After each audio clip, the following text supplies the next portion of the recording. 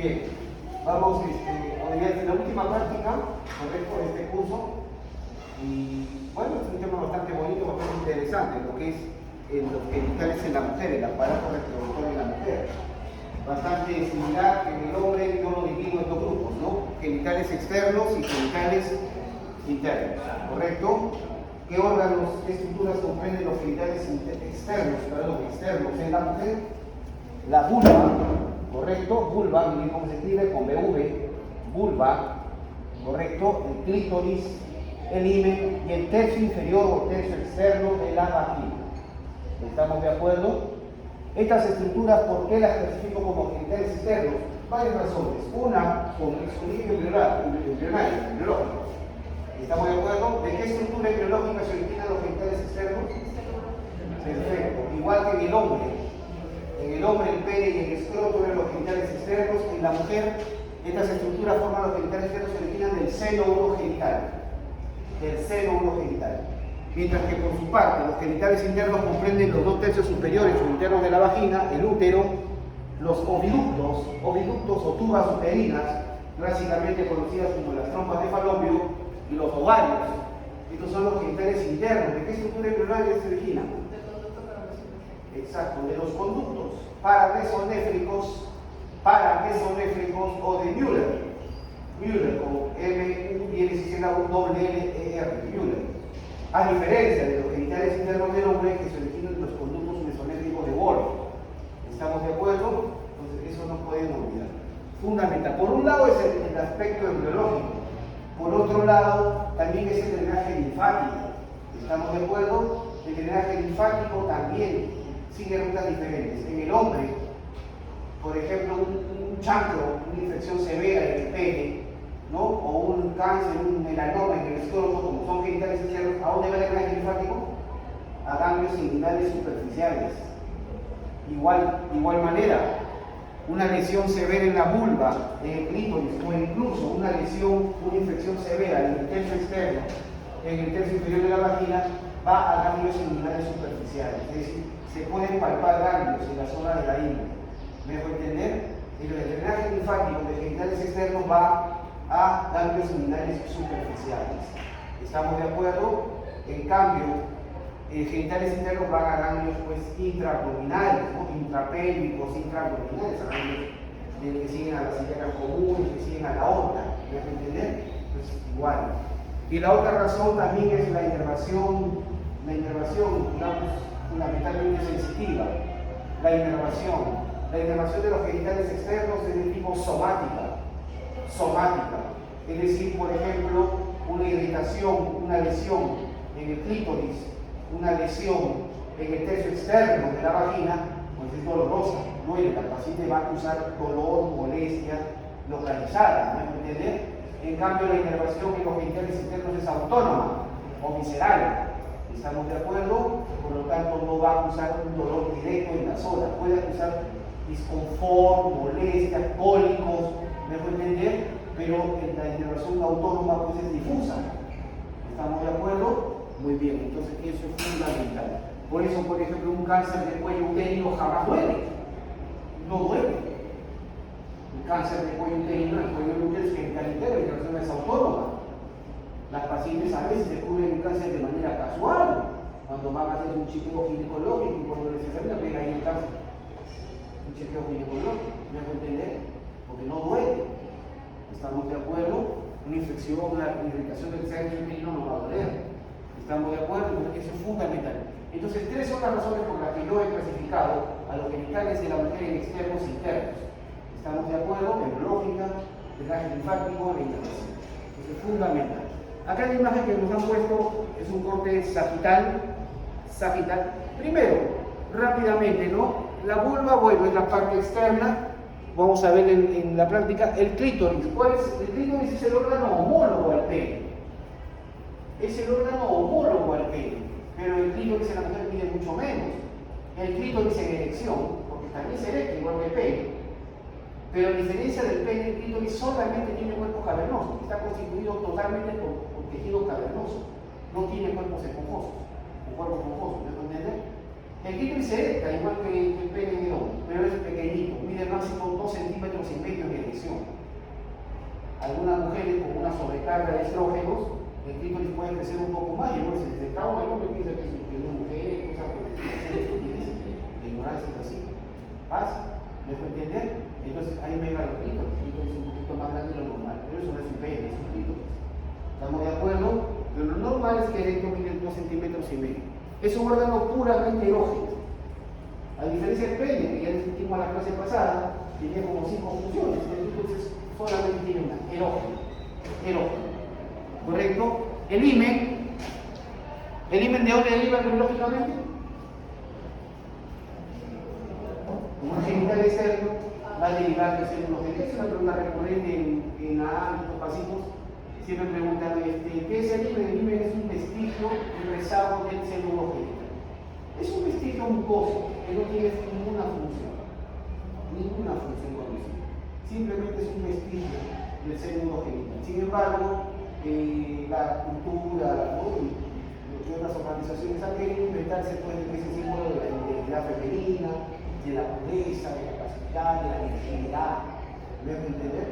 ¿Estamos de acuerdo? Entonces, ese es el detalle. Por eso el himen es evaluado en las mujeres que han tenido sus relaciones sexuales. ¿Sí? Doctor, ¿por qué se ve que algunas mujeres cuando tienen su primera relación sexual sangran y por qué otras no? Es por la deformación del himen, porque está vascularizado.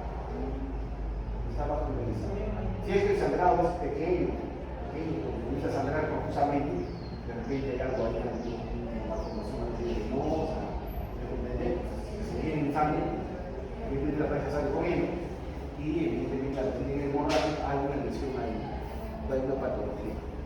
Bien, el tercio inferior o externo de la vagina. La vagina, acá la vemos en la imagen, esta es la vagina. Aquí está la vagina, miren, es un conducto, es un órgano tubular, ¿correcto? La vagina es un conducto, cuyo extremo inferior está el introito, la entrada de la vagina, y en los bordes del introito está el himen. ¿Me dejo entender? El himen es un vestigio del seno genital que se encuentra en los bordes del introito de la vagina. ¿Me dejo entender? Como un velo que marca la entrada de la vagina. ¿Me dejo entender? Eso es el himen. Entonces, aquí abajo tenemos el introito de la vagina y el himen, en el extremo inferior. En el extremo superior de la vagina, ¿quién está? El útero. Pero la porción más baja del útero, que se introduce normalmente en la vagina, ¿cuál es? El cuello o cervix. El cuello o cervix uterino. ¿Correcto? Entonces vemos la vagina, un conducto que se origina abajo en el introito vaginal, en cuyos bordes está el himen. En su extremo superior está el cuello del útero o cervix del útero, ¿me dejo entender? Que se introduce parcialmente en la vagina, ¿correcto? Y bien, es por delante de la vagina, ¿qué órganos hay? La vejiga, muy bien, la vejiga y la uretra. Por delante de la vagina está la vejiga y la uretra, ¿me dejo entender? Entonces, si hay pacientes, por ejemplo, que vienen con prolapsos, ¿hay mucho hablar de los prolapsos? Por ejemplo. No es que se sale, sino que simplemente los prolapsos es cuando las vísceras empujan o protruyen la pared de la vagina. Porque las vísceras pierden medios de sostén y se pierden estabilidad y empujan las paredes de la vagina. ¿Me dejo entender? Entonces, es claro, es en lugar de caída de la víscera, ¿no? Caída de la víscera, que la víscera ha perdido, sus medios de sostén se han debilitado, ¿me dejo entender? Y la víscera pierde estabilidad y hace protrusión, relieve las paredes de la vagina. Entonces, si yo tengo, por ejemplo, una señora, una paciente, que me dice, doctor, ¿sabe qué? Yo cuando no puedo orinar, me cuesta mucho empujar la orina. Incluso me tengo que meter los dedos por la vagina y empujar hacia adelante para poder orinar. Así que dice la paciente, así que orinar. Literalmente. ¿Estamos de acuerdo? Entonces, ya con la sola narración de decir, empujo hacia adelante la vagina para poder orinar y de frente, ¿quién está delante de la vagina? La vejiga. Esta paciente tiene descolgada la vejiga. La vejiga, la uretra está desviada, tiene un prolapso de vejiga o probablemente de uretra. ¿Me dejo entender? Se examina a la paciente, se observa la vagina y se ve la pared anterior abultada. La pared anterior abultada. Eso es.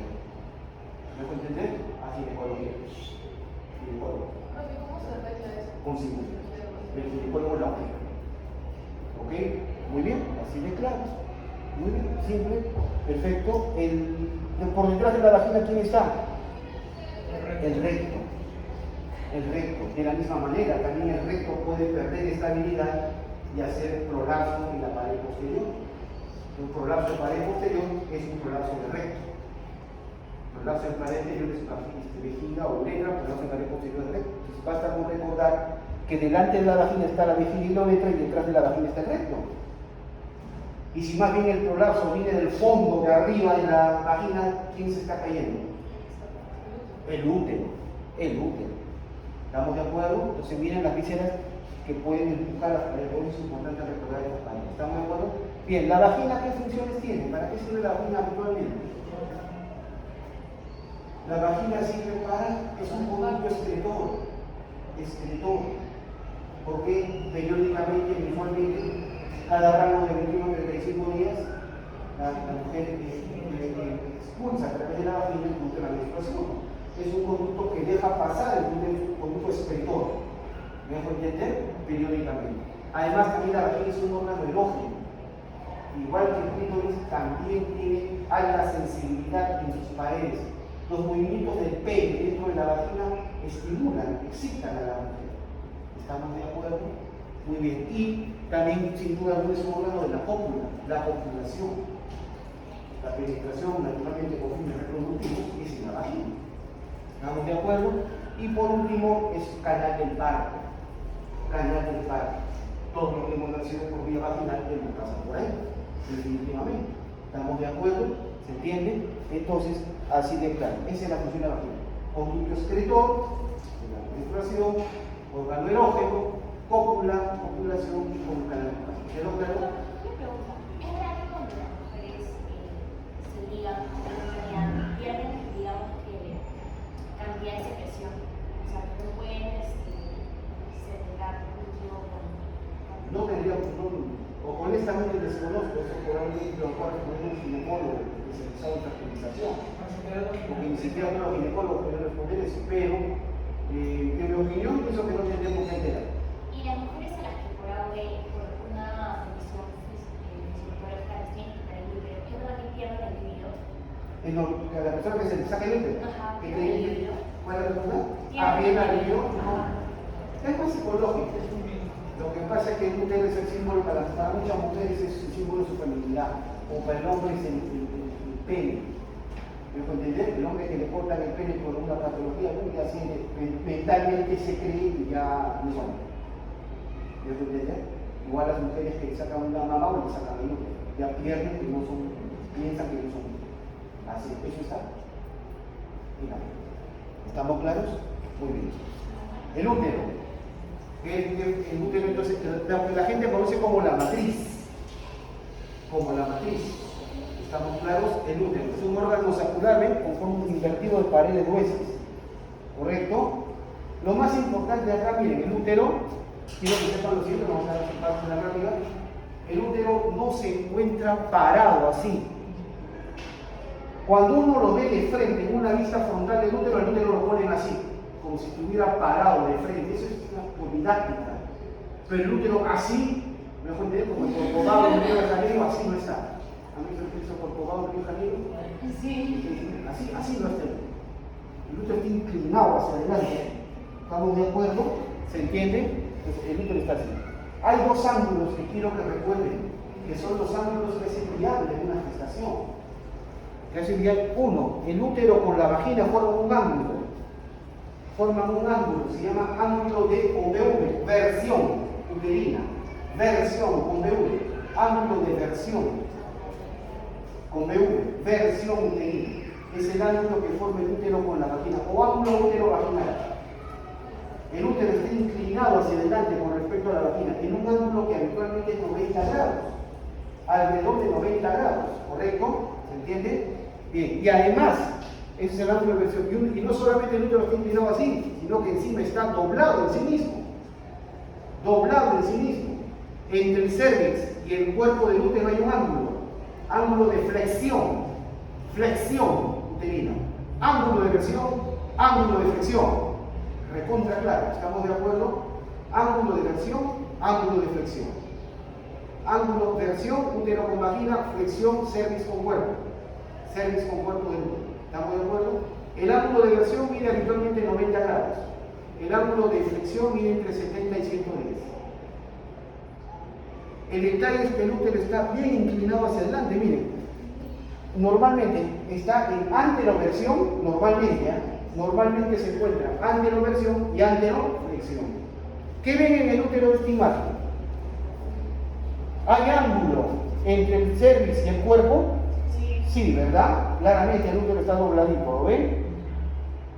¿Hay ángulo de flexión? Sí, está anteroflexo. Pero pregunta, ¿el cervix está así en 90 grados con la vagina? No, ¿verdad? Este útero no está en posición normal. No estaría anteroverso. Está anteroflexo, sí, pero no está anteroverso. ¿Me dejo entender? Está retroverso. Estos úteros pierden el producto. Son abortivos. Cuando una paciente abortadora recurrente, acá le decimos paciente abortadora recurrente, aquella que ha perdido su gestación espontáneamente, sin haberlo provocado, por lo menos 3 veces consecutivas. ¿Estamos de acuerdo? Por lo menos 3 embarazos perdidos de manera espontánea, ¿me dejo entender? Sin haberlo provocado, entonces ya hablamos de una abortadora. Eso exige definitivamente un estudio ecográfico, ver cómo está el útero. ¿Estamos de acuerdo? ¿Es posible que esas mujeres logren caer embarazadas? Sí, pero hay que corregir con la posición del útero. Claro, entonces eso es importante. ¿Estamos de acuerdo? ¿Sí? Bien, ¿el útero qué función tiene? ¿Para qué sirve el útero? La implantación de... Muy bien, la implantación o anidación, ¿no?, del blastocisto. Para realizar la implantación o anidación. Muy bien, ¿qué más? También, perdón, antes de eso, habitualmente, ¿para qué función tiene el útero? Habitualmente implantarlo siempre para nada. Habitualmente es secretor, secreta y excreta el endometrio funcional, es lo que se va en la legislación. Es un órgano secretor, porque produce y además expulsa, excreta. Secreción significa que produce, excreción significa que bota. ¿Estamos de acuerdo? Entonces, secretor y excretor de la menstruación. Segundo, claro, la implantación o anidación del blastocisto, luego la gravidez o gestación y por último el parto. Y además también, como decía por acá, era función psicológica. Muchas mujeres cuando pierden el útero, pues, realmente psicológicamente se hace todo un mundo. ¿Estamos de acuerdo? Bien, nada más, ¿no? Las trompitas de falopio, que las vamos a ver en la práctica, que son órganos, son conductos de transporte, ¿no? Por ahí entra el espermatozoide, por ahí por el otro extremo entra el óvulo, ¿no? Y es un órgano de transporte. ¿Y qué más se da ahí? La famosa fecundación, concepción o anidación. Perdón, anidación no, fertilización. ¿Estamos de acuerdo? La fecundación, concepción o fertilización. ¿Dónde se da? En el tercio externo de la trompa. Ahí comienza la vida. ¿Estamos de acuerdo? Si tiene no tiene que hacer proyecto, pero es pura ciencia. ¿Estamos de acuerdo? Ahí comienza la vida. Los proyectos nos apoyan después de la pero pura ciencia. Ahí comienza la vida. ¿Estamos de acuerdo? ¿Entiende? Perfecto. Entonces, eso es lo principal. Y el ovario, que es la bola de la familia. ¿Estamos de acuerdo? Muy bien, eso es lo esencial. Entonces, miren un bonito ahí, lo que se ve en la imagen. Y acá tenemos los modelos de imagen, ¿ves? Ratito. Acá claramente, muy interesante, miren, ¿ves? Cómo el útero está inclinado, ¿ves? Está anteroverso. Esta es la vagina, ¿no? Esta es la vagina, este es el útero. Acá estará la vejiga y acá abajo la uretra, ¿ven? Entonces, miren, el útero, lo vamos a ver en la práctica, la parte más baja es el cuello, el cervix, la parte más angosta, lo que yo coloquialmente le digo la cintura del útero, es el istmo, la parte más larga es el cuerpo y la parte alta el fondo. ¿Me hago entender? Entonces, cuello, cervix, istmo, que es la parte más angosta, cuerpo y fondo. ¿Me hago entender? Pregunta básica de Namu, pregunta obstetricia. ¿Cuál es la parte del útero que más crece con la gestación? El fondo, lo que más crece. ¿Cuál es la primera parte del útero que empieza a crecer con la gestación? El fondo. ¿Por qué? Porque ¿dónde se da la implantación o anidación? ¿Cuál es el sitio ideal? En la pared posterior superior. póstero superior del fondo. Este es el sitio ideal de implantación. Póstero superior del fondo. Por eso lo primero que empieza a crecer es el fondo. Y lo que va a terminar creciendo más también es el fondo. ¿Estamos de acuerdo? Muy bien. Y miren acá este acá interesante. La vagina se inserta acá. Tiene una pared anterior que es más corta y una pared posterior que es más larga. Y la vagina alrededor del cuello forma estos espacios. ¿Cómo se llaman? Los fornix. Los fornix de la vagina. O simplemente fondos de saco. Fondos de saco vaginales. No les digo el término en francés porque el término en francés es una mala palabra. Los franceses pasan a veces de la poesía de lo retórico a las palabras bastante bruscas. El término en francés, la traducción cul sac en francés es una mala palabra. Entonces, ¿estamos de acuerdo? Pero en castellano decimos los fornix o fondos de saco vaginales. ¿Estamos de acuerdo? Fornix anterior, fornix posterior. ¿Cuál es más alto? ¿Cuál es más profundo? El fornix posterior. ¿Estamos de acuerdo?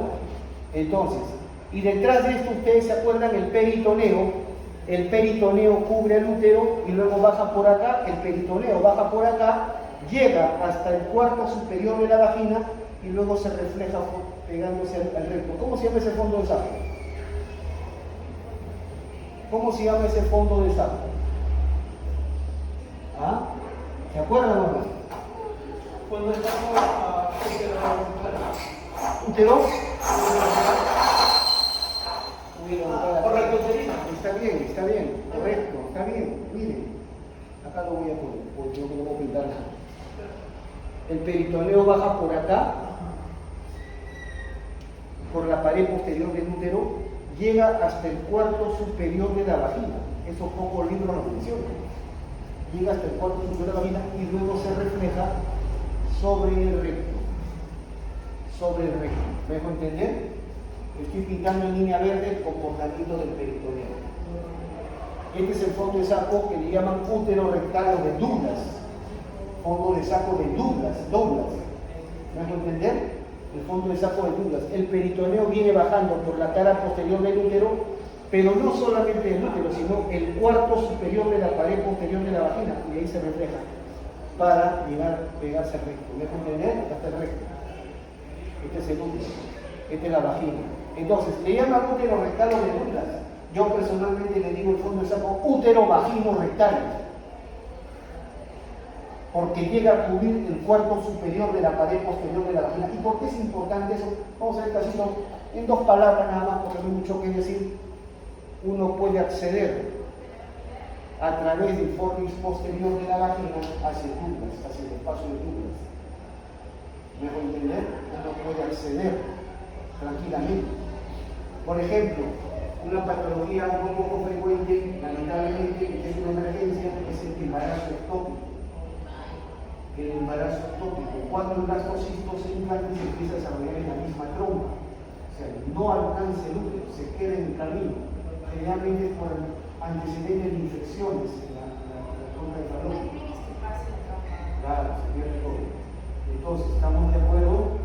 Entonces, esto comienza a crecer y a lesionar, a hacer sangrar la trompa. ¿Me dejo entender? Entonces, la paciente, como las trompas están en las fosas ilíacas, imagínate que está en la trompa derecha. La paciente comienza con un dolor tremendo en la fosa ilíaca derecha. ¿Me dejo entender? Entonces, ¿con qué lo confunden habitualmente? Con apendicitis aguda, pero hay cosas que son básicas. Después se quedan con con título médico que no sabe mucho, definitivamente. ¿Estamos de acuerdo? Pero basta complementarle con cositas elementales a la paciente. En primer lugar, pregunta básica, yo hago tres preguntas, no voy a suplicar ya tenemos. Uno, ¿tienes hambre? La paciente te va a decir, doctor, desde que ni desayunado, ni siquiera desayunado. Sí, esa apendicitis. Se acabó eso. Amigo, por favor. Esa apendicitis. ¿Estamos de acuerdo? Es decir, la apendicitis debuta como así, desde muestra de lo contrario. ¿Estamos de acuerdo? Más del 90% siempre de las veces el hambre desaparece. Y además el dolor comenzó en la boca del estómago. Esto va a decir, paciente que no tiene anorexia o disminución severa del hambre, el dolor comenzó en la boca del estómago, luego minuto para acá, por favor, está aislando la clínica, cosa que decir, ¿Estamos de acuerdo? Otra pregunta básica. Si es una chica más o menos en edad sexual reproductiva, probablemente tenga su enamorado, ¿no? Pero mira, como ya el papá y mamá lo van a negar hasta la saciedad, me voy a entender, pues pregunta básica. ¿Cuándo es su última regla? ¿Cuándo ha sido? No, porque una chica sabe cuando dijo, que a veces más o menos un mes, hace 2 meses, hace 10 días, que va a decir, bueno, no debe decir exactamente la fecha, pero te va a decir más o menos cuánto tiempo, y te va a decir, doctor, no me viene la regla. Causa de menorrea secundaria en una chica de edad sexual. ¿Cómo está el hambre? Normal, sí, ¿cómo? Normal, sí, está normal. Ah, ¿puedo comer? Sí.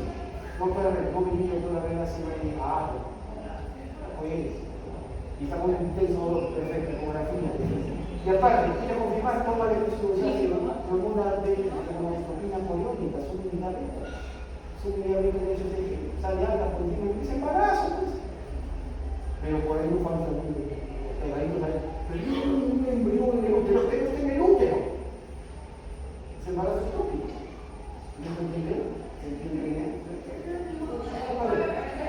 Entonces, cuando la sangre comienza a crecer la trompa, la sangre implica el peritoneum y la sangre, por gravedad, cae a duras. Y la podemos nosotros por la vagina, metiendo los deditos detrás del poliuterino, nos palpamos abombamiento de duras, abombamiento y dolor. Dolor porque la sangre tiene el peritoneum. Entonces, abombamiento de duras, infiltración de presencia de sangre. ¿Estamos de acuerdo? Sí, nada más.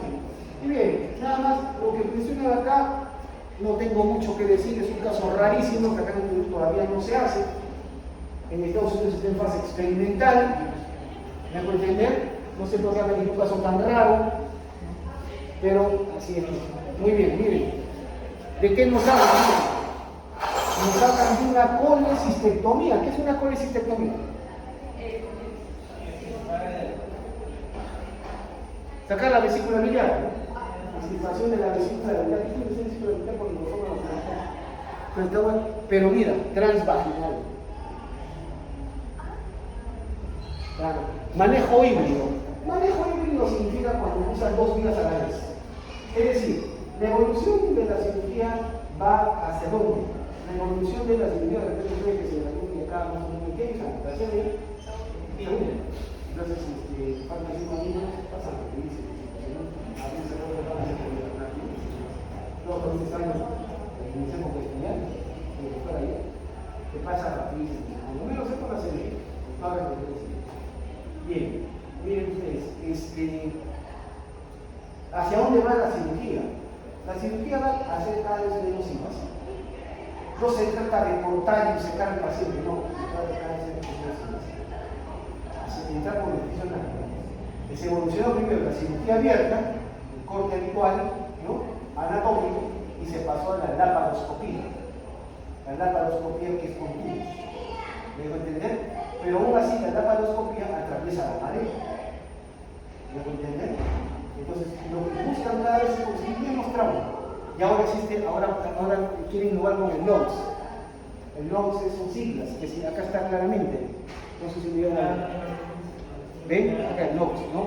Cirugía endoscópica transluminal por orificios naturales. Cirugía endoscópica transluminal por orificios naturales. ¿Estamos de acuerdo? Entonces, ¿no? Colecistectomía por cirugía endoscópica transluminal por orificios naturales, en este caso manejo híbrido transvaginal. O sea, y pueden usar diferentes orificios, dicen. Es decir, el objetivo es no causar daño en la pared abdominal. ¿Por qué? Porque eso mejora el postoperatorio. Pero se lo digo, incluso hasta en experiencia propia, yo sigo operado hace un par de veces en la vesícula de la red. Correcto, por eso falta un día, no tiene que faltar un poco. ¿Estamos de acuerdo? Entonces, una maravilla. Me veo con cirugía para la boquita y en 2 días ya estaba fascinado. ¿No? Caía domingo, tiene que tomar 10. ¿Estamos de acuerdo? Una maravilla. Es decir, en pocas palabras, no depende tanto el postoperatorio de con evidencia propia, porque los dos soldados que también han recibido sus patas. ¿Estamos de acuerdo? Pues no se da batalla, como el paciente ambulado. tanto de la forma de la cirugía, depende sobre todo del diagnóstico rápido. Cuando uno sabe que un médico, biografía, decimos, se acabó, vamos a pero la gente duda mucho, la gente tiene miedo, no escucha las voces de los idiotas que dicen, no, que es malo, que quiere matar, no, el que hospital mata gente, los idiotas que no entender, estamos de acuerdo. Tú sabes perfectamente el médico, tú promueves la medicina, pues confía en ella. ¿Estamos de acuerdo? Sí, que uno es consecuente. Qué fácil es recuperar un que no he tenido por contigo, no, consecuente, como tú lo dices. ¿Estamos de acuerdo? Y no depende tanto, pero acá mencionan de que evidentemente el pozo operatorio va a depender de la misma invasión. Eso también decía, entonces cada vez están innovando, y no solamente por la vagina, por acá mencionan, ¿no? Mira, cirugía endoscópica introduciendo, ¿no? Por vía transgástrica, o sea, por la boca hasta el estómago. Con razones de libre. No, claro, por la boca hasta el estómago. Transcólica por abajo, por el colon. ¿Me puedo entender? Transvesical por la uretra, por la vejiga. O es decir, cada vez buscan orificios. Yo me quiero pensar orificios naturalmente para lograr el paciente. Pero el objetivo no dejar cirugía externa, porque no dejar cirugía externa. Bien chicos, de todo. Ya se terminó, ya como.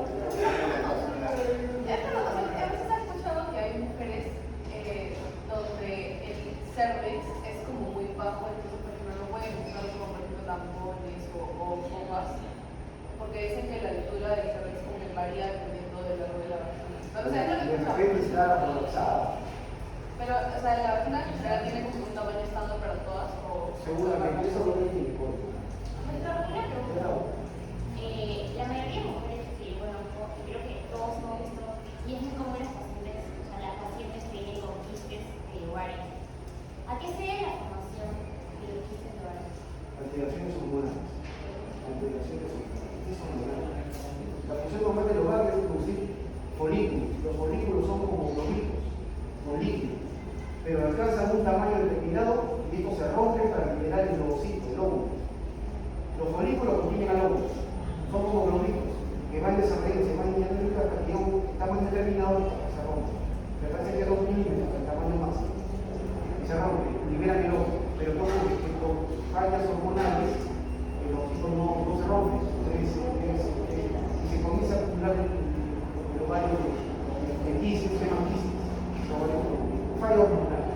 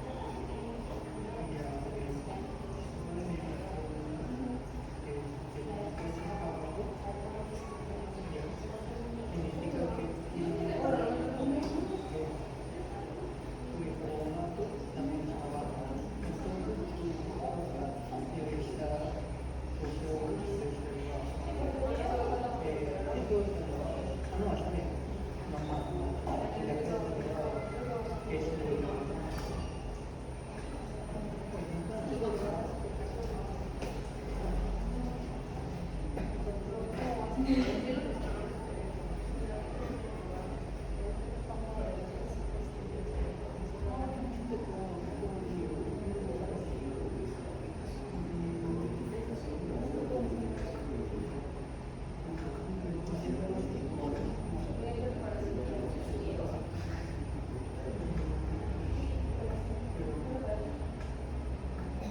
jóvenes. Entonces, hoy hacemos la última práctica. Lo que hacemos hoy ya no se califica, ya la semana siguiente, semana 15, ya no va a haber evaluación. Así es que lo que deben notas, hoy evaluamos y cerramos. ¿Ya? Entonces, hoy les entrego las notas y cuando cerramos, terminamos hoy. Y lo que hagamos hoy ya entraría directo para lo que sería el examen práctico final.